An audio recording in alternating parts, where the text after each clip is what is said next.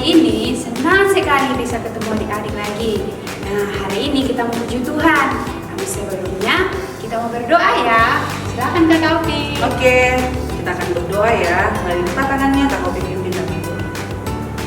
Tuhan Yesus, terima kasih untuk hari ini kami dapat beribadah online kembali Tuhan bersama-sama. Tuhan pimpin kami biar apa yang kami ajarkan kepada adik-adik, kepada anak-anak kami Tuhan Yesus itu menjadi rema dalam kehidupan anak-anak kami Tuhan. Terima kasih, kami serahkan ibadah kami di dalam nama Yesus. Kami telah berdoa dan mengucap syukur. Haleluya. Amin. Oke, sekarang kita akan bernyanyi bersama-sama ya.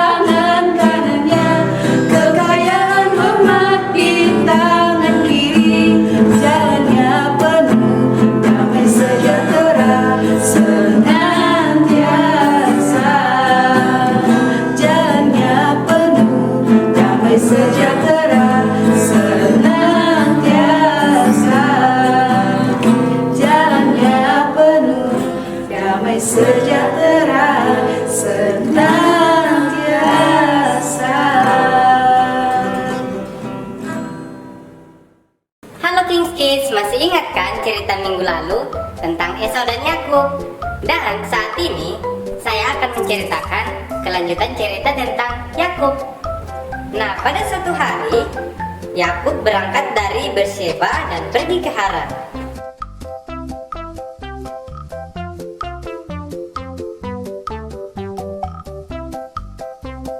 Kemudian ia sampai di suatu tempat dan bermalam di situ. Karena matahari telah terbenam, ia mengambil sebuah batu yang terletak di tempat itu dan dipakainya sebagai alas kepala, lalu membaringkan dirinya di tempat itu. Maka bermimpilah ia. Di bumi ada didirikan sebuah tangga yang ujungnya sampai ke langit, dan tampaklah malaikat-malaikat Allah turun naik di tangga itu. Berdirilah Tuhan di sampingnya dan berfirman, Akulah Tuhan Allah Abraham nenekmu dan Allah Ishak. Di tanah tempat engkau berbaring ini akan kuberikan kepadamu dan kepada keturunanmu. Keturunanmu akan menjadi seperti debu tanah banyaknya, dan engkau akan mengembang ke sebelah timur, barat, utara, dan selatan. dan olehmu serta keturunanmu, semua kaum di muka bumi ini akan mendapat berkat. Sesungguhnya aku menyertai engkau, dan aku akan melindungi engkau kemanapun engkau pergi. Dan aku akan membawa engkau kembali ke negeri ini, sebab aku tidak akan meninggalkan engkau, melainkan tetap melakukan apa yang kujanjikan kepadamu. Ketika Yakub bangun dari tidurnya, berkatalah ia, "Sesungguhnya Tuhan ada di tempat ini, dan aku tidak mengetahuinya." Ia takut dan berkata, "Alangkah dahsyatnya tempat ini. Ini tidak lain dari rumah Tuhan. Ini pintu gerbang surga." Esokan harinya, Yakub mengambil batu yang dipakainya sebagai alas kepala dan mendirikan itu menjadi tugu dan menuang minyak ke atasnya. Ia menamai tempat itu Betel. Dahulu nama kota itu Luz. Lalu bernasarlah Yakub, "Jika Allah akan menyertai dan akan melindungi aku di jalan yang kutempuh ini, memberikan kepadaku roti untuk dimakan dan pakaian untuk dipakai, sehingga aku selamat kembali ke rumah ayahku, maka Tuhan akan menjadi Allahku." Lalu Yakub melanjutkan perjalanan dan tiba di Haran. Di sana ia bertemu dengan Rahel anak Laban yang kemudian menjadi istrinya. Yakub bekerja di rumah Laban mertuanya sebagai seorang penggembala domba. Yakub bekerja dengan sangat rajin, sehingga domba-domba yang dipelihara Yakub berkembang biak menjadi sangat banyak. Karena Yakub sangat rajin, Laban menipu Yakub supaya bisa tinggal lebih lama dan bekerja untuknya. Namun Yakub tetap setia dan percaya pimpinan Tuhan buat hidupnya, sehingga Tuhan memberkati apa yang Yakub kerjakan. Lalu setelah tinggal dan bekerja selama 21 tahun di rumah Laban, akhirnya Yakub meninggalkan rumah Laban dengan membawa istri, anak, pelayan, domba, unta, dan harta yang sangat banyak yang ia peroleh selama bekerja di rumah Laban. Lalu sampailah Yakub ke Luz yang di tanah Kanaan, yaitu Betel. Ia dan semua orang yang bersama-sama dengan dia, didirikannya lah mezbah itu dan dinamainya lah tempat itu El Betel, karena Allah telah menyatakan diri kepadanya di situ. Yakub bersyukur kepada Tuhan karena Tuhan memimpin hidupnya dan membawa dia selamat kembali ke rumah Ishak ayahnya.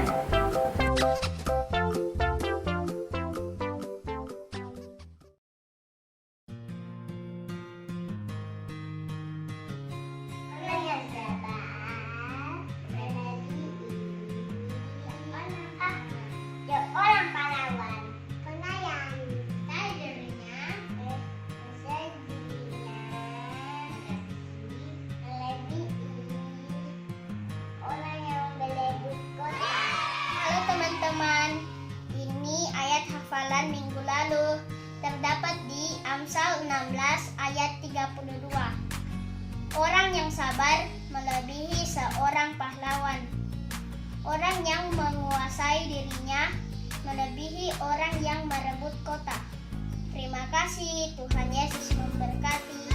Amsal 16 ayat 32 bunyinya, orang yang sabar melebihi seorang pahlawan. Orang yang menguasai dirinya melebihi orang yang merebut kota. Terima kasih, God bless you. Amsal 16 ayat 32. Bunyinya, orang yang sabar melebihi seorang pahlawan. Orang yang menguasai dirinya melebihi seorang yang merebut kota. Amin. Dadah. Nama saya Gia. Amsal 16 ayat 32. Orang yang sabar melebihi seorang pahlawan. Orang yang menguasai dirinya melebihi seorang yang merebut kota. Amin. Dadah. Amsal 16 ayat 32. Orang yang sabar melebihi seorang pahlawan. Menguasai dirinya melebihi seorang yang merebut kota. Amin. Ayat berkata. Amsal 16 ayat 32. Bunyinya, orang yang sabar melebihi seorang pahlawan. Orang yang menguasai dirinya melebihi seorang yang merebut kota. Amin. Tuhan Yesus memberkati. Dadah. Teman-teman, saya akan menghafal tugas minggu lalu, yaitu Amsal 16 ayat 32. Orang yang sabar melebihi seorang pahlawan. Orang yang menguasai dirinya melebihi seorang yang merebut kota. Tuhan Yesus memberkati. Dadah. Amsal 16 ayat 32. Bunyinya, orang yang sabar melebihi pahlawan. Orang yang menguasai dirinya melebihi seorang yang merebut kota. Amin.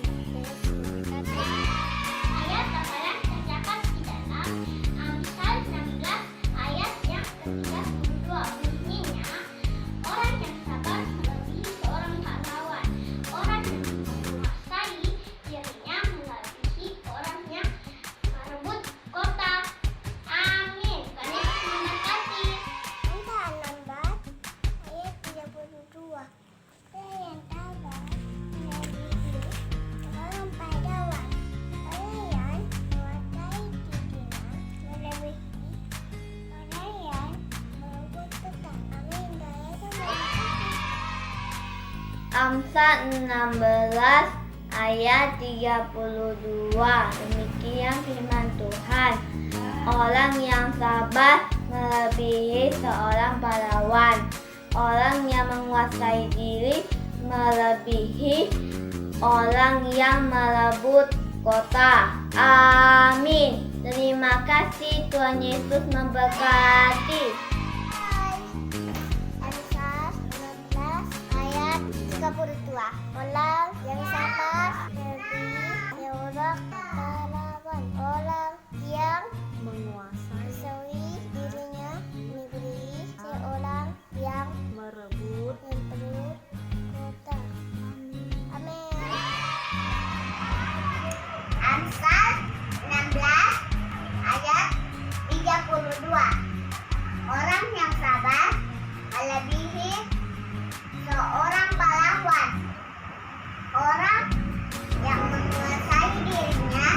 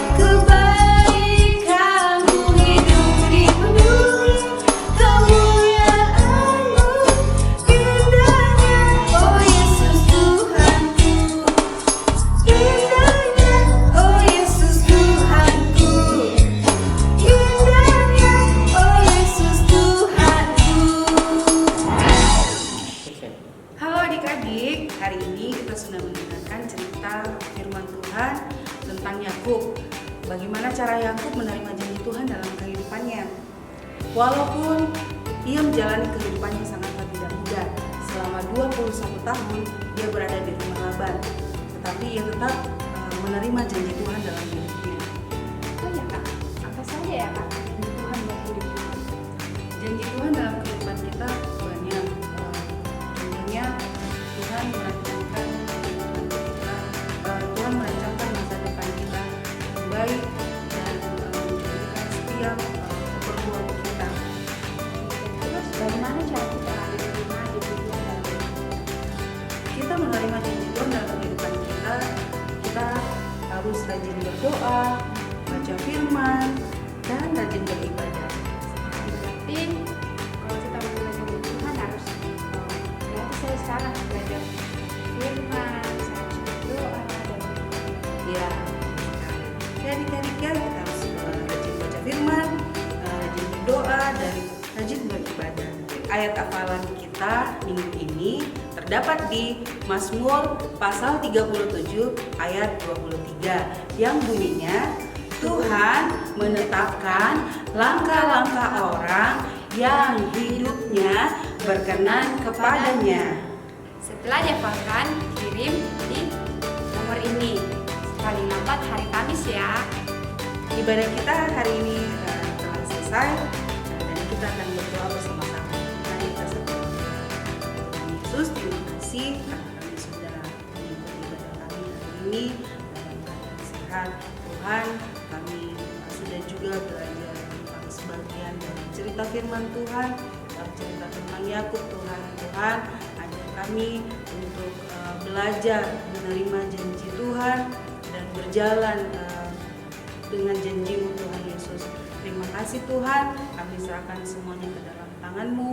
Di dalam nama Yesus kami telah berdoa dan mengucap syukur. Haleluya. Amin. Dadah.